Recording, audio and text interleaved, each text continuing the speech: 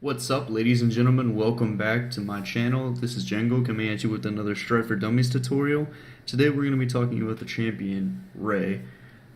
Personally, guys, as a player of this game for a little while, Ray was not my biggest, fondest pick.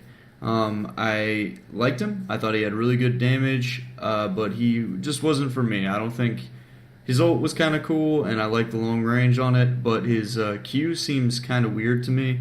I don't like the fact that I have to like place my Q and kind of determine or guess where people are going to be walking to kind of get the max effect out of it. You'll see a couple times in the video I do actually like manage to guess correctly, and they do walk into the landmines, and they do quite a bit of damage. But like I said, I don't really like that kind of playstyle. I like the much more in-your-face, run-around assassin types like Caprice or Malady. I think there's just better mages for how I personally like to play.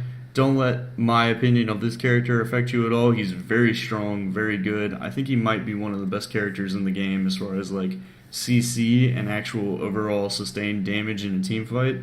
So we're gonna go ahead and get onto his build.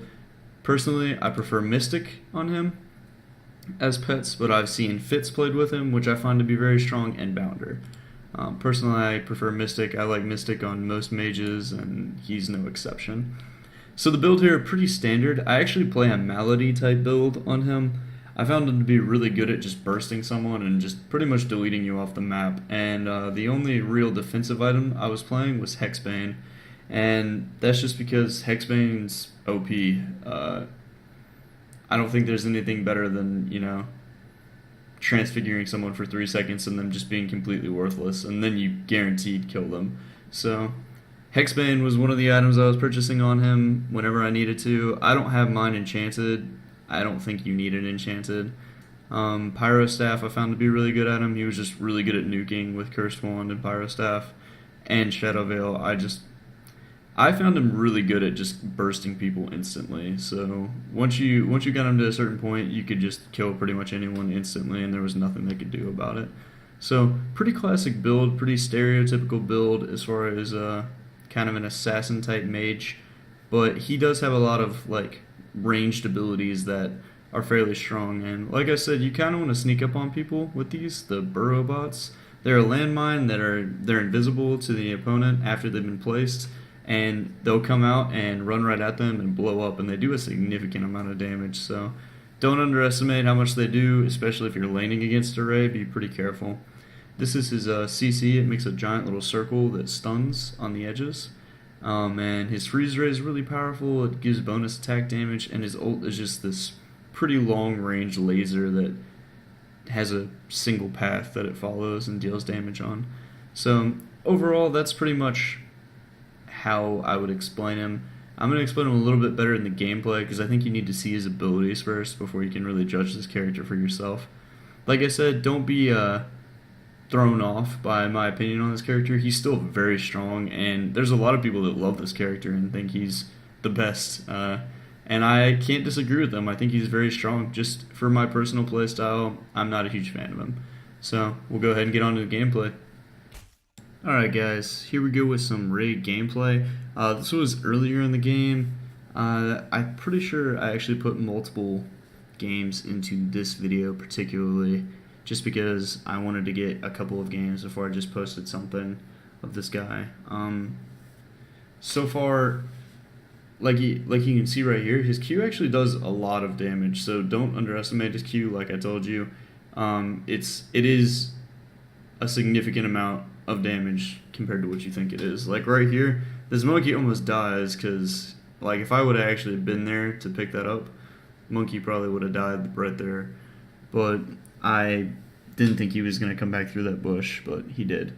So this is pretty much how landing phase goes when you have 2 melee. This is another thing I want to talk about. I'm going to be going over mid lane and top lane matchups in another video, just as a like bonus tutorial basically to Strife for Dummies. Just how it's almost gonna be a different like playlist. I think Strife for Dummies is gonna be a champion section, and then I'm going to do a I guess I would say tactics based Strife. Strife is very similar to a lot of other MOBAs in how you push the lane and how you control the pace of the game. Which, if you guys want to know anything about MOBAs, that's actually the secret to performing well in a MOBA is understanding pace and how to actually lane and win your lane. So that's honestly one of the biggest secrets is just most pros in any MOBA they know how to pace you and they know how to just play their lane successfully. So right here you see how I kind of like block off with my Q. That's how I actually keep the monkey from re-engaging me, and that's a good little thing that you can do with him. The Q is a lot more damage than people are willing to take most of the time. And oh yeah, by the way, use his auto attack harass. He actually does a ton of it. His auto attacks hurt quite a bit. So I think I think I land a pretty nasty sniper here. I can't remember exactly what happens. I think I land a nice little snipe right there. That was a beautiful little combo from me and Trixie. I was actually on Skype with Trixie, so we had pretty good some good little synergy going there in that mid lane. But this game pretty much came down to, how we won the mid lane. Me and Trixie did a lot of damage this entire game, and we were one of the main reasons why we won this game. And that just came down to synergy, really, just how well we played the game in the beginning. And I think one of the best parts about this game is you can actually almost carry a game as a solo laner, or carry a game as just the duo lane and mid lane. So like I said, in that aspect, I actually enjoy this game quite a lot more than a lot of the other games I used to play. Here's what I was talking about with Ray. If you looked right in the beginning of that clip, you actually could see that I had all 3 landmines placed, and that was just in hopes that someone would kind of walk into them. And if they do, they pretty much die instantly. But the best way I found to use them was to cover like your escapes or cover like a possible spot where someone was going to run into. Like, see how I placed 2 right there? Obviously, people from their team are going to run into those. So it's pretty much guaranteed damage on their team. And that was the true intent of it, obviously. Even though the game doesn't end here, it continues for a little while. But we have some good team fights. And but yeah, I don't even know. I don't think she gets away. She almost got away, though. That would have been pretty impressive. But the main point of Ray, to me, is it seems like he's just really high CC.